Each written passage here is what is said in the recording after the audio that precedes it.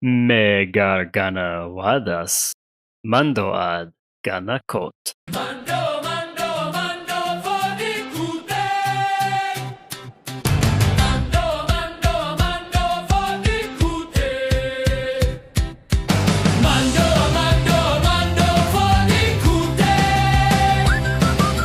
Mando, mando, mando for the kute. Olarom join the farm, Mando'a 101. Sukui Olarom. I'm Anubis. Welcome to Mando'a for Dikute. I am a hobbyist linguist. I've been working with Mando'a for about 10 years. And I've been working on the Mando'a expansion project with the team at Mando Creator. And you can find the latest and greatest version of the Mando'a dictionary, as always, at mandocreator.com. With me, you know him, you love him. His name is Velen, Olarom, welcome back, guys. As always, I'm gonna state that I'm not really a hobbyist linguist, but I really want to learn Mando'a, and Anu can teach us, hopefully so. What is certain is that we will, as always, provide you with the link to the Mando'a dictionary and all the new vocabulary in the description. So yeah, it has been some wild weeks. So firstly, gonna apologize for us being 1 week late with this episode, but yeah, we were on tour, so to say. Anu and me visited the Animuk, a cute little convention in Bavaria, and also visited Nervot Tyrox, aka Fenrock's place. That's also one of our Patreons. Shout out here again, because it just occurred to us in the middle of the episode last time. What we were doing there, we were shooting a sweet little video cooking some tingilar at Nervot's place, so make sure to check that one out on YouTube. Also, it doesn't end. Sorry guys, we have to welcome a new Patreon. And that is no one lesser than the good old Shoya from Mando'a Lessons. So thank you a ton for subbing to the Patreon there. the man himself, Olarom. The man himself. You all heard him in our Django episode. That was him. So speaking about the Patreon, yeah, I completely forgot to point out last time that we finally managed to record a bonus episode for our Patreons. Anu and I spoke about our Mando journey, where we started and how it got us sucked into the costuming and the adjacent lore, etc., etc. Yeah, there's that. If you want to support us on Patreon, you can do so for only €3, around $4 a month. You get access to our community Discord. You got access to bloopers, little articles that I write up, funny photos from troops that Anu and I did on some conventions. So yeah, if you want to join us, if don't, that's also fine. We love having you here. Sorry for the monologue. But some of the good stuff that has come out of that already. You may notice this episode that Velen, his voice sounds somehow smoother and silkier because he has a nice new mic. And I indeed have. some of the money for that new mic has come from the Patreon supporters, the money that's raised there. So what you provide for us through the Patreon, we will give back to you in form of better quality and hopefully better production value, more stuff. Yeah, we give our best to do so, at least. Also, in that sense, Anu will get my old mic. That's also a pretty good mic, to be honest. I'm having like a really huge room that's kind of echoey here. So it's not ideal for me, but probably will work better at a newsroom that's a little less spacious. So Yep. we will see. So latest next episode, you really should hear the difference overall. Yay. Looking forward to it myself as well. Yeah, I can imagine. So, one other thing that we had from last episode is a little fun insert listener from the audience brought to us. And that is that Hadish Bealish, the tired and emotional, is actually a British code, so to say, that was used back in the day to refer to drunken politicians without risking a lawsuit. Yep, that was a really interesting little factoid there. And of course, Karen Travis, being British, she managed to sneak several kind of British inside jokes and little jabs in there. So Mando'a has a few of those, and always fun to point those out because we didn't know it. And yeah, thanks for that tip. Yeah, if you have something like that, guys, always feel free to let us know. So we're far from perfect, and there are some cultural things that we just don't notice or don't know. So more power to you. Yep. Just feel free to actually us or to provide some bonus like context as that one.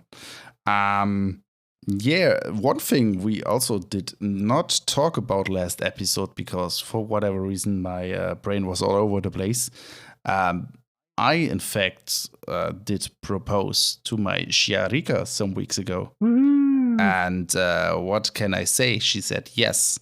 And to be in full Mando fashion, I set it up in a way that we were having a shooting in our Beskar'ad, in our armor, a cosplay photo shoot, and that I did it there. So we also have some sweet photos of that.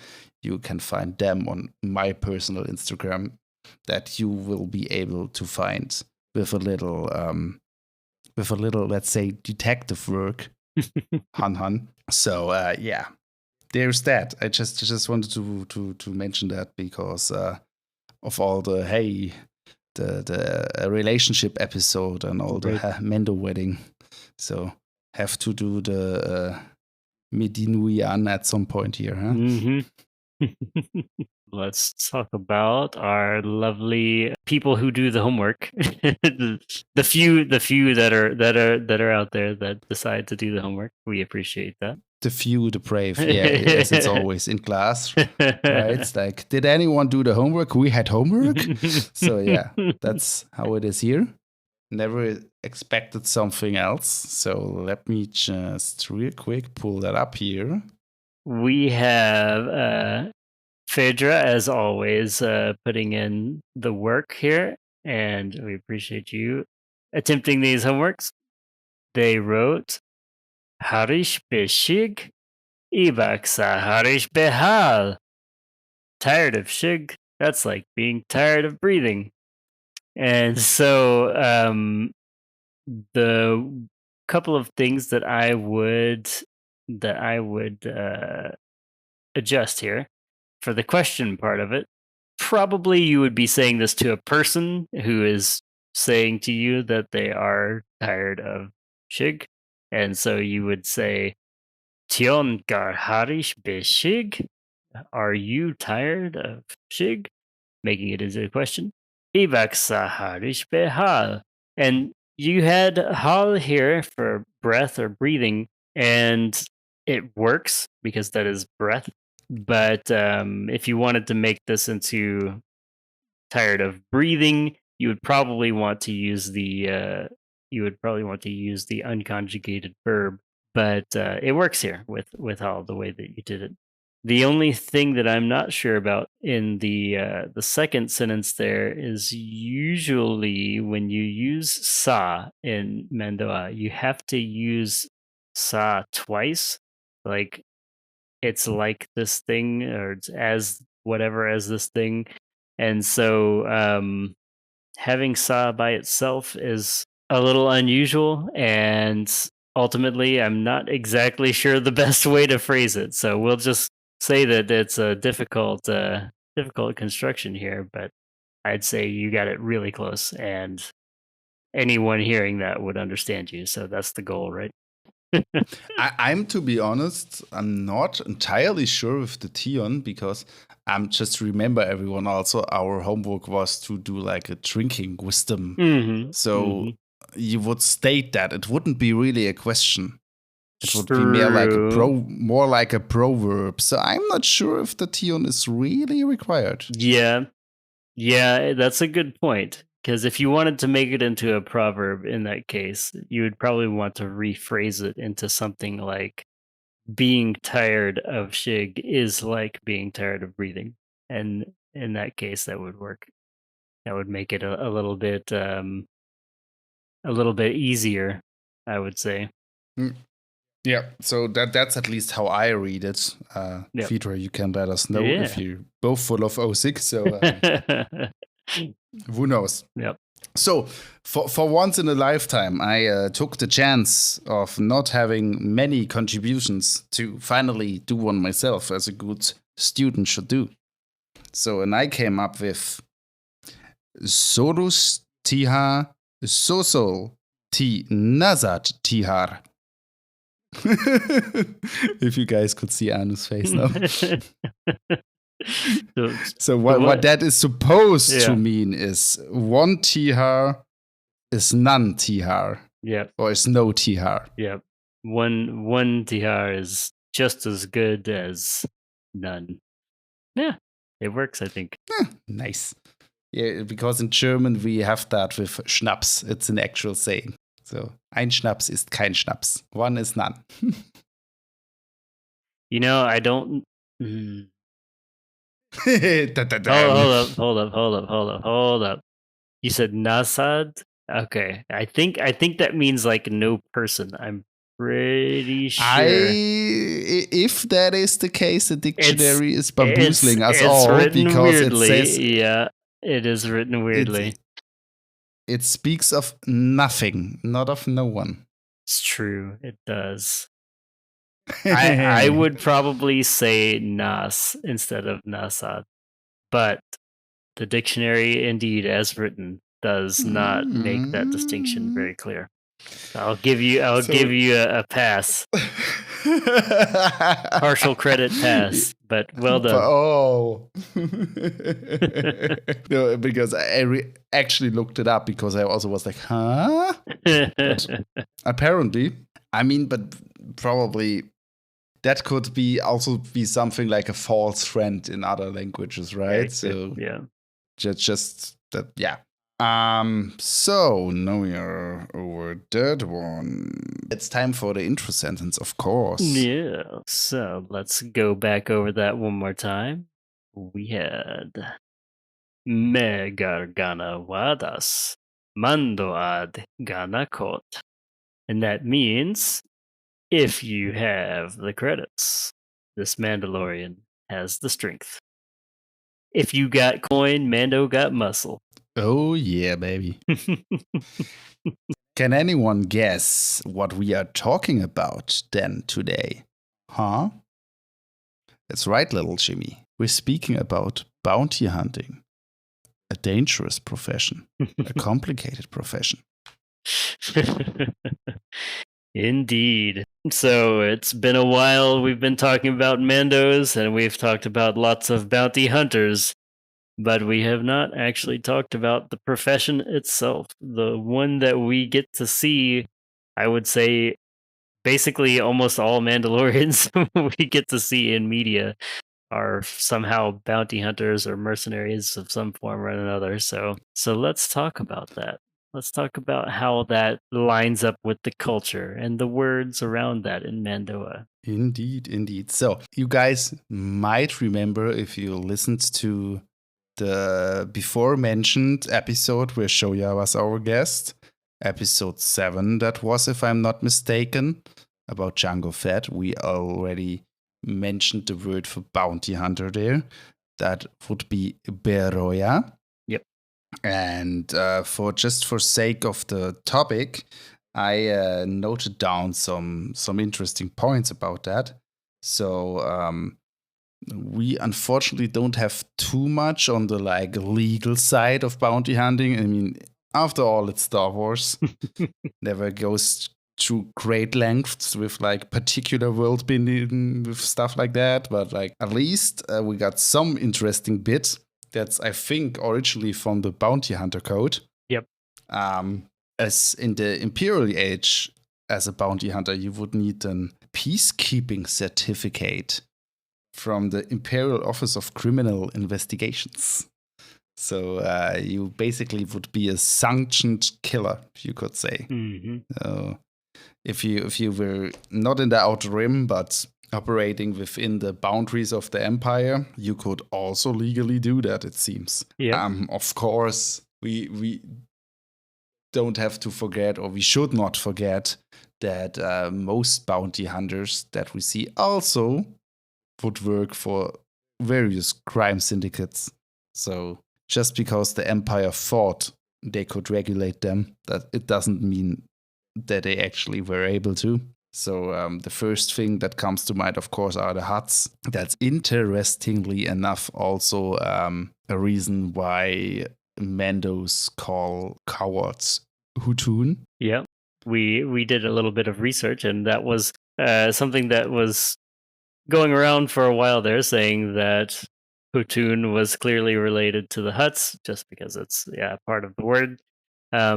Turns out that confirmation came directly from Karen Travis a long time ago on some ancient archived forums that no longer exist, where she was interacting with some of the fans. And she said that this was primarily due to a lot of the overlap between Mando'a and Huttese, because Mandalorians in their lines of work, being mercenaries and bounty hunters a lot of the time, interacted frequently with the Hutts. And so there was a lot of culture and language exchange going on there between Mandos and Hutts. And as we see, Mandalorians do not think too highly of the Hutts, being the cowards that they are, hiding in their fortresses while they send others out to do their dirty work. Interestingly enough, that was also my just association, just from hearing the word, not even having any confirmation, but that would just make sense culturally that a Mando'ad wouldn't think very good of someone that didn't fight their own fights. Yep. Like, of course, there are a lot of notable bounty hunters that aren't Mandalorian.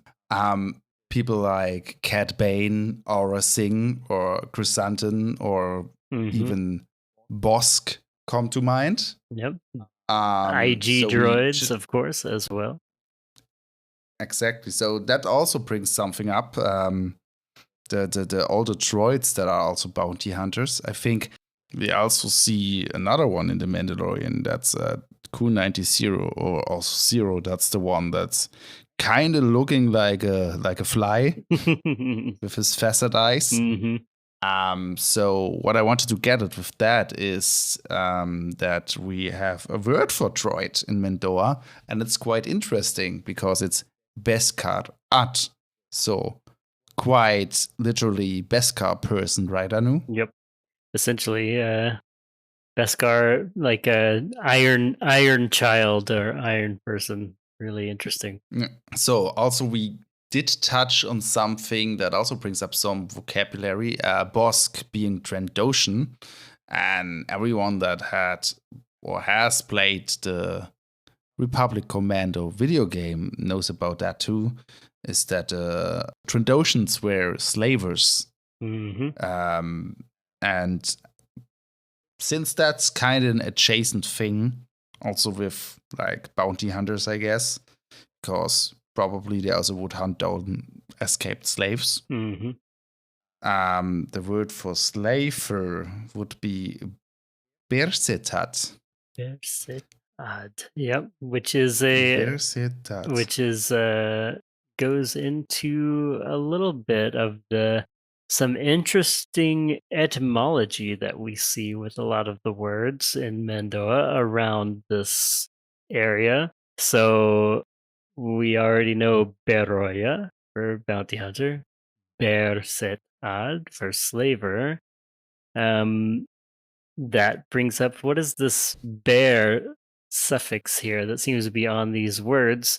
You've got berir, which is to pay or buy, and then you just have ber by itself, ber, which is the word for fee or payment. But that's not all. While that is all of the related BER words, there's a very close sound to B with V. So V and B are pretty commonly swapped in linguistic drift. So it's not too far of a stretch to imagine that maybe some of these B words used to be V words.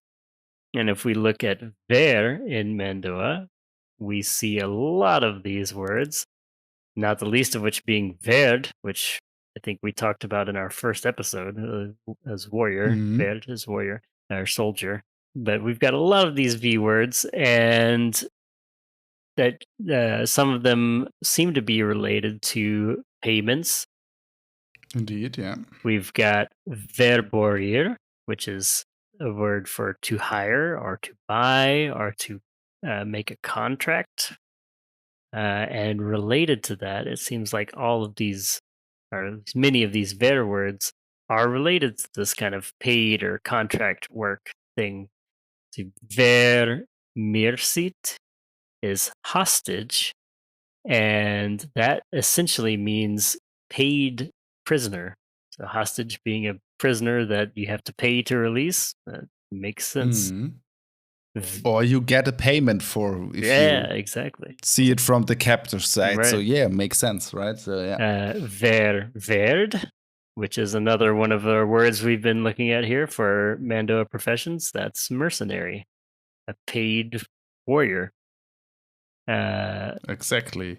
Verborir, a bodyguard, which is kind of an interesting construction there, but bodyguards are paid, a paid almost parent, so like a paid protector, I guess, bodyguard. Paid almost parent.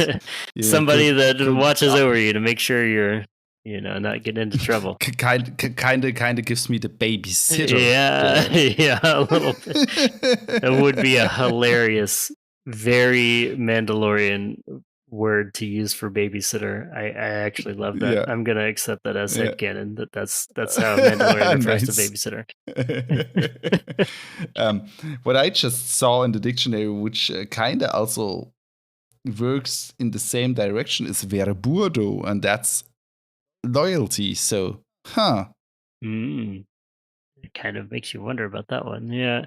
Verbor being loyalty. It's like I wonder if the pay in this case is more of like they're paying loyalty to something else in this case. Maybe.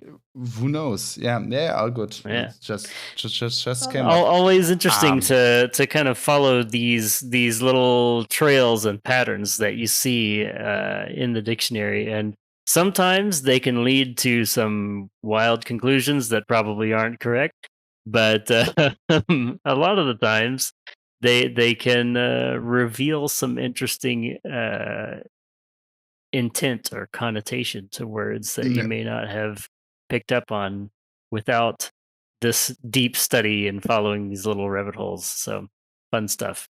Yeah, and also something that we earlier noticed when speaking about that's kind of what Anu implied, that when the ver is attached with a beten to a word, it's always seems to have something to do with a payment or with a contract.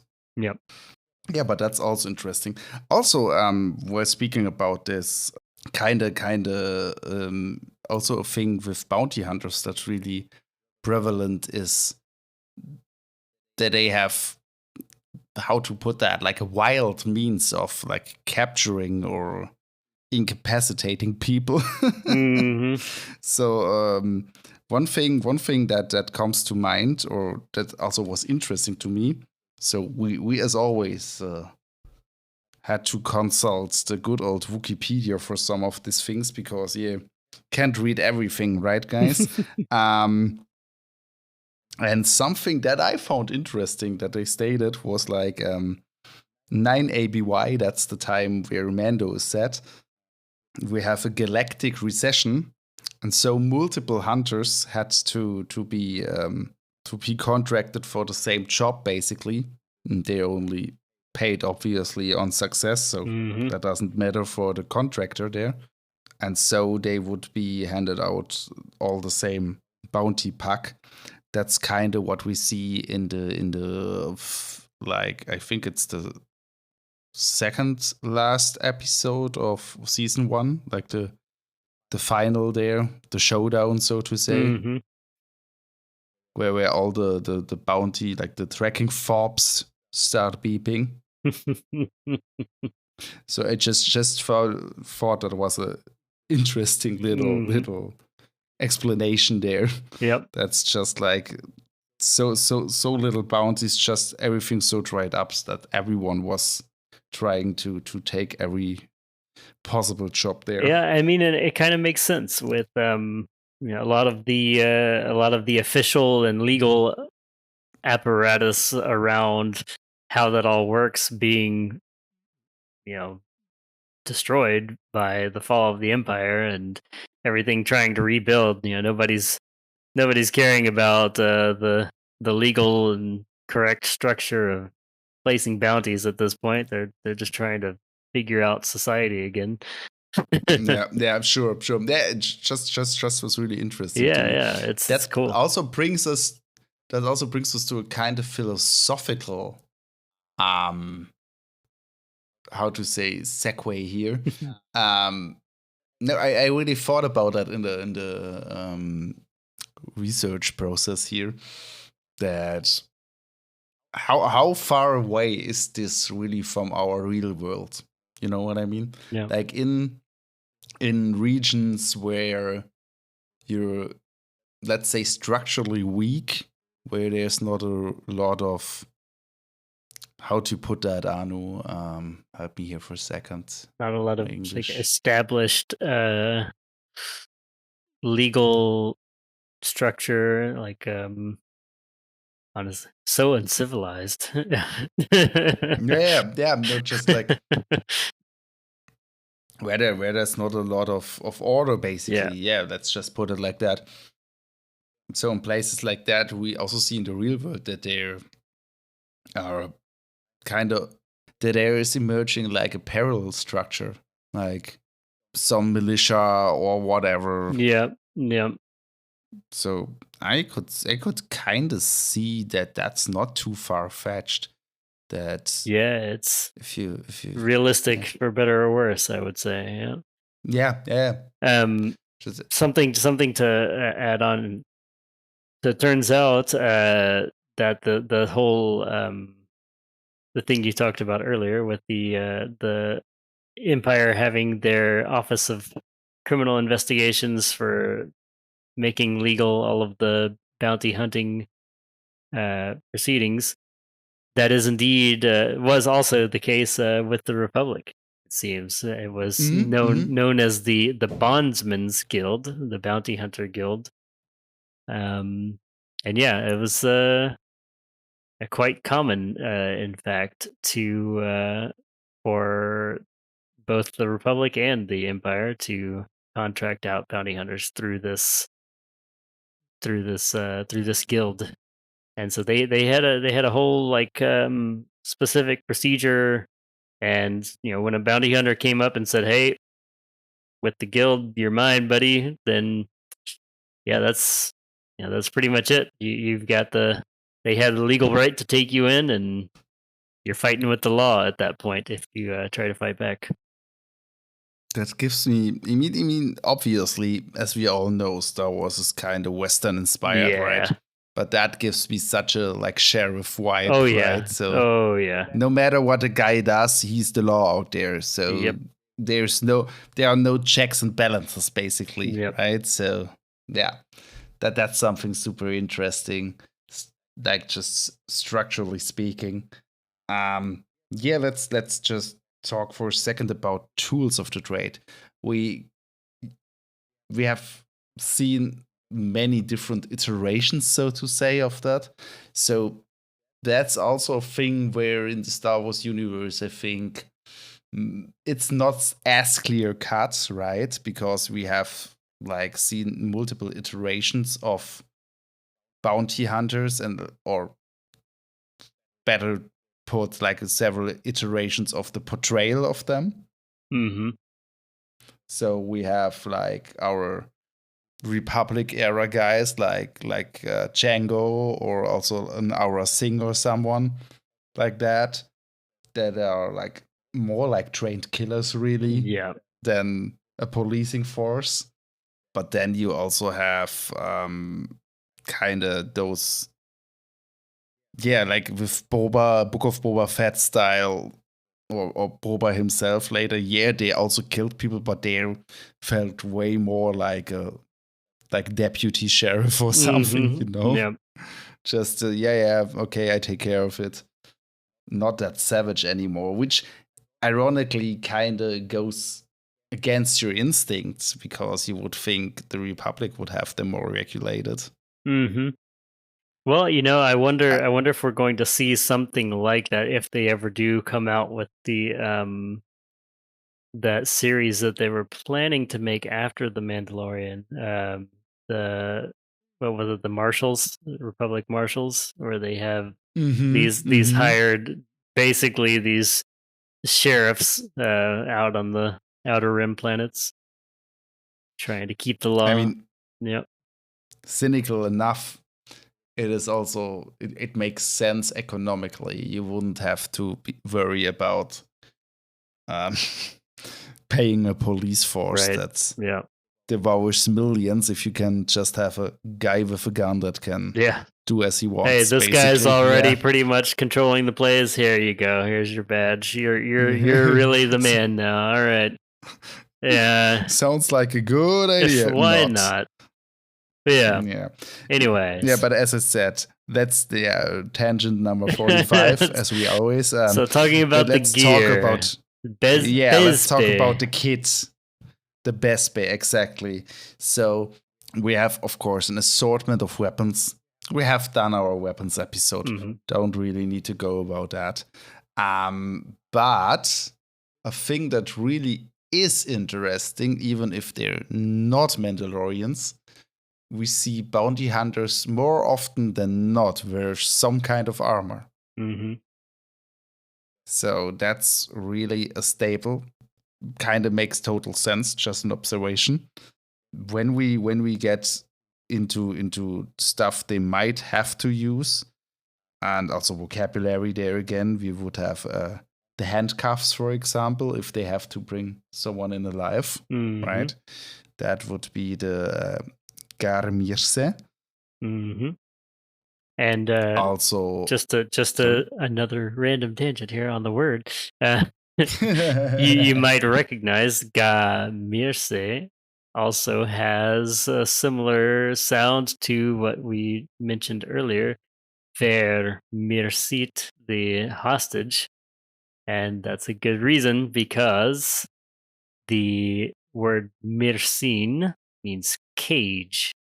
Mercir is to lock up or capture, or to cage something. So a lot of bounty hunters will be doing a lot of mercir, capturing. And all of these words related to merci, mercin, mercir, mercit, these are all like prisoner or locked up or cage style related words. So pretty another neat pattern to recognize. Anyways, continue. Good. So as I said, weapons, yada yada yada. Then something like the handcuffs makes sense, right? One thing we don't really see much of, but at least there are some depictions of it, is like, let's say, spying equipment, like the binoculars they use to spot Fennec Shand when they are hunting her, for example. Also, a thing you always would need is some means of transport, right? If that was a starship, which would be a Mesen, or if that was unplanetary, like a speeder bike, which would be an Jai-Gota. Jai-Gota would be a speeder bike. Or like more of the car thingy, Vesen, the land speeder, so to say. Yep.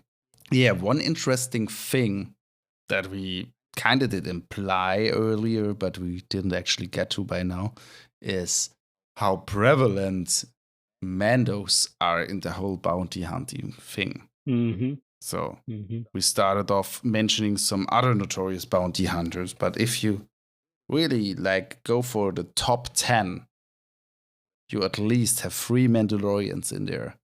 Boba, Jango, Din. You probably could even argue for some more, but that's like the prominent ones. And so they're really disproportionately represented there. If you think about how vast the galaxy is, how many species and cultures there are.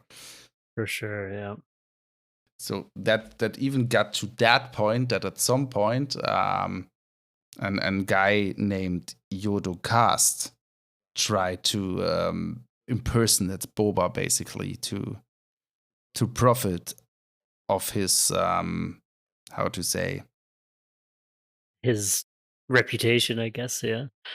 yeah, exactly, to basically profit of his reputation. There's actually a cool quote I want to read to you, because Boba, having escaped the Sarlacc, recognizes this and is pissed for 2 reasons there. Because for once, the guy is like ruining his reputation when he messes up a job, right? Mm-hmm. And also, of course, when people believe that this is Boba, they are aware that he's still alive, what he doesn't want at that point.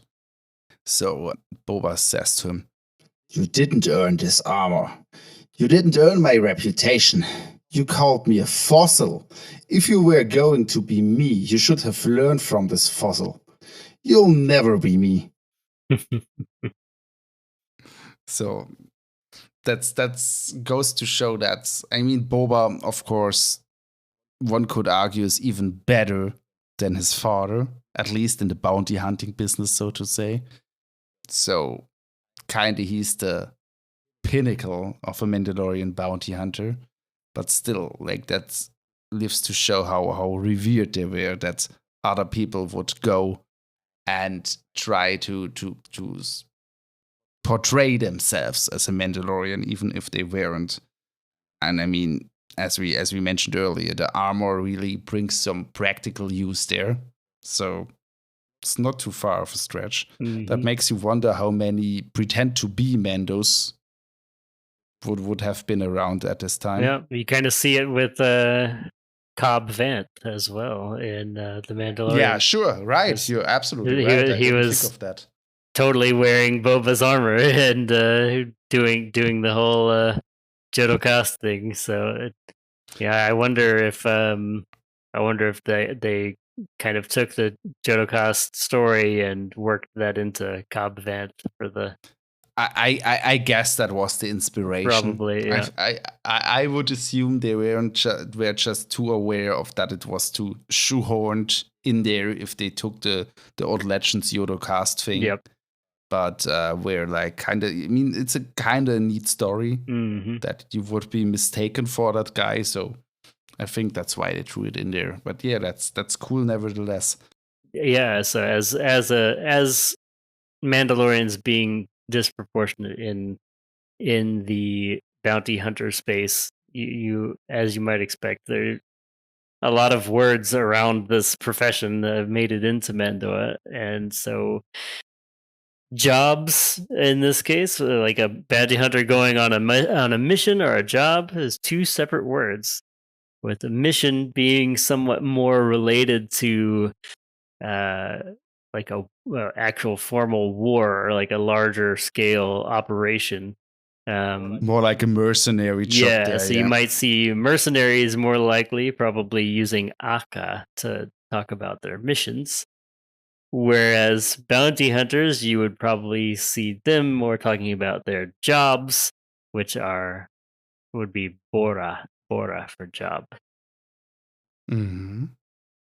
And that works for any job too. Like if you're a fearless desk jockey, writing lines of code every day, bora. Oh boy. So, one thing that's super interesting while we were at Boba and the stuff, in the original movies, it's kind of portrayed as an on the fly solution when they freeze Han Solo in carbonite, right? It was kind of hilarious to me that seems to have caught on when Din is freezing the poor guy. He even seemed to have like a miniaturized version as well, because we saw in the original trilogy there, it took this whole giant facility to make this thing happen, and Din's just got this little. He's got a to-go version. Yeah, it's so fun because that kind of implies that caught on and that would be like expanded on, so to say, that it would be improved on. And he got like when he lands on Navarro again, you can see that they are loading out tons and tons of these things. Right.